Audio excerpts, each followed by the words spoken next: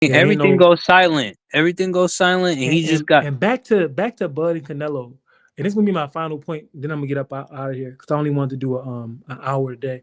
But But people talk about all that weight. You got to carry that fucking weight.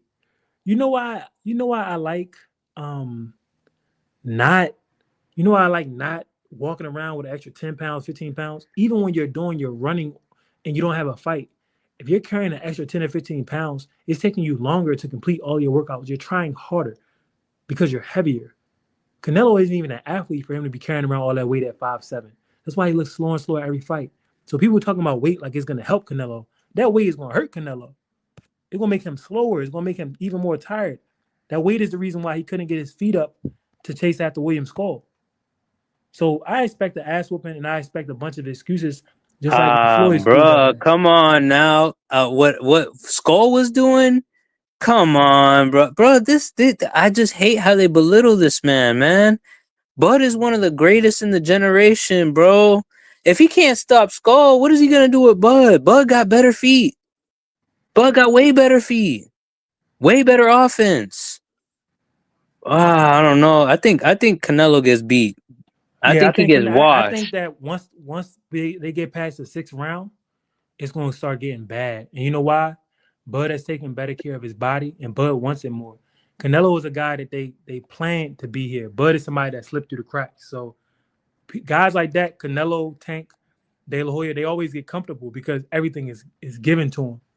But somebody that you done made scratch and claw, man, Bud coming to kill that man, bro. And he's been waiting his entire, just like the Spence thing. He gonna say the same thing.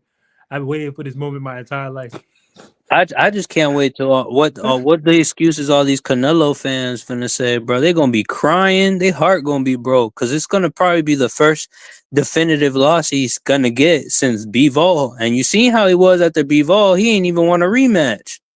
He ain't even want a rematch. He started fighting little guys after that. Imagine he get beat up by a little guy and he was making all these excuses. Oh no, he's too small. He's too little. Now you fighting him. Why you think he been ducking Benavidez? Yeah. The whole thing is this though.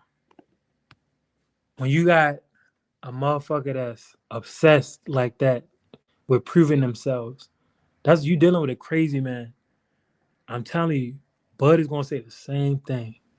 I've been waiting for this moment my whole life. But they You were saw saying how that shit was when Spence. when you looked at the face off, Canelo looked scared as a bitch. I try to be respectful in my TikTok video because I already know they be on that bullshit. But Canelo looked scared as fuck. Like he had that weak ass smile, but he didn't look confident how he looked against all those tomato cans, He's Berlanga on a and Munguia. decline, bro. But not even that. He knows what Bud is.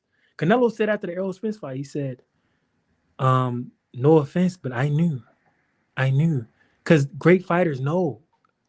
They can see it. They like, damn, the skills. So Errol was a great fighter, but Errol's skill set, he had allowed himself to become basic. I did a video on this on TikTok before he took it down, but Errol's debut, he showed more angles than he did against Crawford. In his debut fight, he showed more angles than he did in his latter fights in his career, even before the car crash, because he was still focused on the technique. Errol got into a habit of just out strengthening people, and he got into a bad habit of not really using them skills. So It Roy would don't Jones had, work. yeah, Roy Jones had pointed out that if you always using the same screwdriver and then you need a different tool, you're gonna be rusty with that motherfucker. So Roy and Antonio Tarver, man, they called that shit like it was like it's crazy. Even James Toney, like all the guys that been in there, they called that shit perfect.